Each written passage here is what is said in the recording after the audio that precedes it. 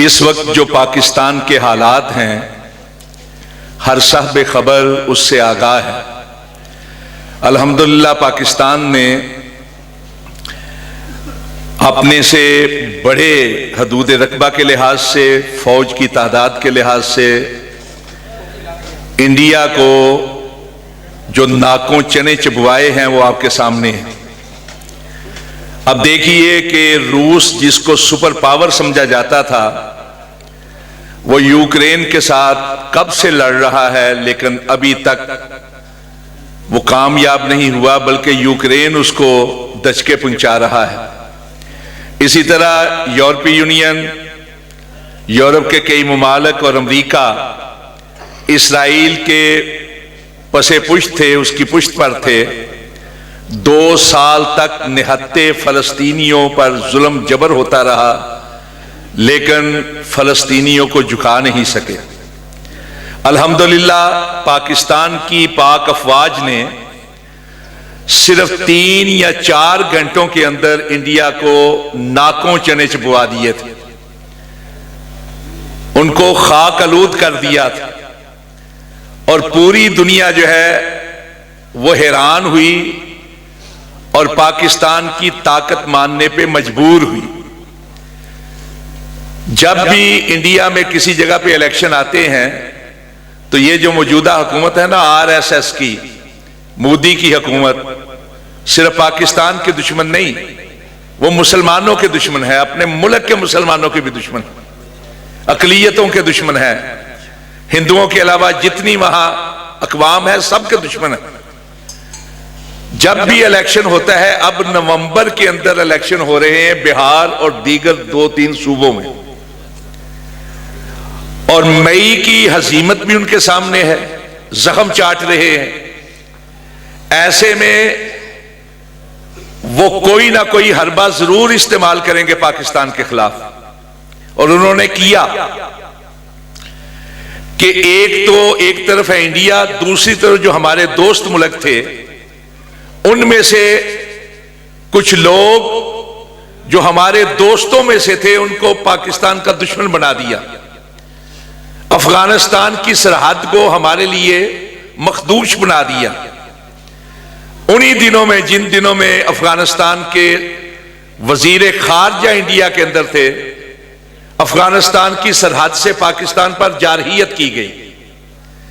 सिर्फ इसलिए यह काम किया गया कि सरहद जो है पाकिस्तान को मजबूर कर दे, इधर से हम हो जाएंगे, उधर से वो हो जाएंगे। और दूसरा हरबा वो ये इस्तेमाल कर रहे हैं कि पाकिस्तान के अंदर से इंतशार और इफ्तिराक पैदा किया जाए, बिलखसूस नौजवानों को यरगमाल, ज़हनी यरगमाल बनाकर उनको इंतशार की तरफ माइल किया जाए, पाकिस्तान के अंदर खलफशार पैदा किया जाए। ऐसे में हम सब की जिम्मेदारी है कि हम यकजहती का मुजाहरा करें, पाकिस्तान की जो मौजूदा रजीम है उसके साथ तावन करें, बिलखसूस पाक अफवाज के साथ तावन किया जाए और उनकी सालमियत के लिए दुआएं की जाएं। आने वाले दिन बड़े नाजुक और हसास दिन हैं।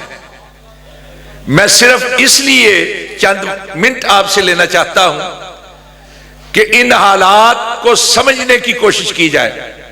हर एक फर्द जिस जगह पे मौजूद है वो अपनी जिम्मेदारी का एहसास करे।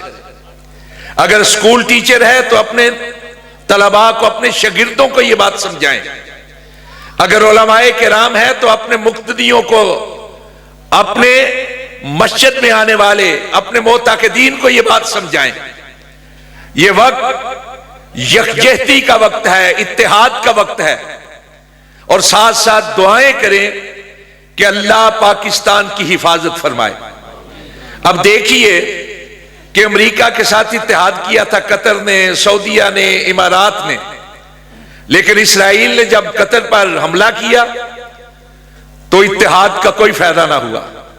उसी को देखते हुए सऊदी अरब ने पाकिस्तान के साथ मुआहदा किया था, और यह बहुत बड़ी शहादत है पाकिस्तान के लिए कि हिजाज मुकद्दस हरमैन की हिफाजत की जिम्मेदारी पाकिस्तान के हिस्से में आई।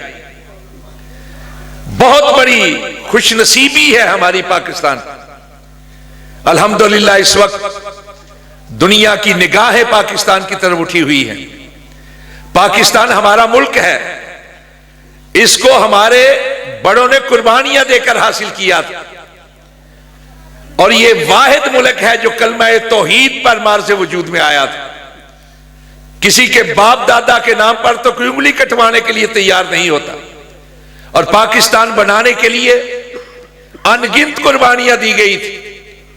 जन्मभूमियां छोड़ी गई, कारोबार छोड़े गए, घर छोड़े गए, बच्चे नेजों की अनियों पे तड़पते हुए नजर आए, बूढ़ों ने तलवारों की धारों पर रक्स किया, उन माओ और बहनों की इफ्तों को लूटा गया जिनके चेहरों को कभी आसमान ने न देखा।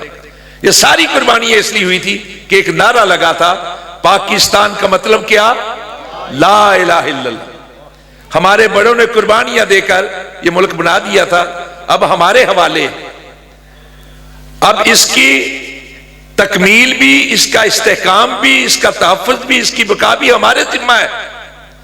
मार्का हक शुरू हुआ था तो बुनियाद मरसूस की कामयाबी के साथ खत्म नहीं हो गया। मार्का हक उस वक्त तक जारी रहेगा जब पाकिस्तान के सारे दुश्मनों का खात्मा नहीं हो जाता, बैरूनी दुश्मनों का भी, अंदरूनी दुश्मनों का भी। ऐसे में एक एक लम्हा बड़ा हसास लम्हा है। बैरूने मुल्क जो सरहदों पर जो कुछ हो रहा है वो तो अल्हम्दुलिल्लाह हमारी पाक अफवाज बहादुरी के साथ, हिकमत अमली के साथ उसका जवाब दे रहे हैं बड़े आसान अंदाज। लेकिन जो अंदरूने मुल्क इंतशार पैदा करने की कोशिश की जा रही है, खलफशार पैदा कर, उसको हमें समझना चाहिए, उसका ईंधन नहीं बनना। हमने अपने नौजवानों को समझाना है। पाकिस्तान, नारा लगाए पाकिस्तान। अल्लाह पाकिस्तान की हिफाजत फरमाए, पाकिस्तान की हिफाजत करने वालों की हिफाजत फरमाए। अल्लाह हमारे शहरों की, हमारे कस्बात की, हमारे देहात की हिफाजत फरमाए। मैं बारे दिगर सिर्फ हाजिरी जो है उसको अपने लिए सादत समझता हूं। वक्त बहुत कम है। अब मैं खुद दावते खिताब दे रहा हूं। हमारी जमात के अजीम खतीब है हजरत यज़दानी शहीद रहमतुल्लाह अलैह के अंदाज को उन्होंने ना सिर्फ अपनाया बल्कि आगे बढ़ाया। हजरत मौलाना कारी अब्दुल रऊफ यज़दानी वो तशरीफ लाएं और आपसे हम कलाम को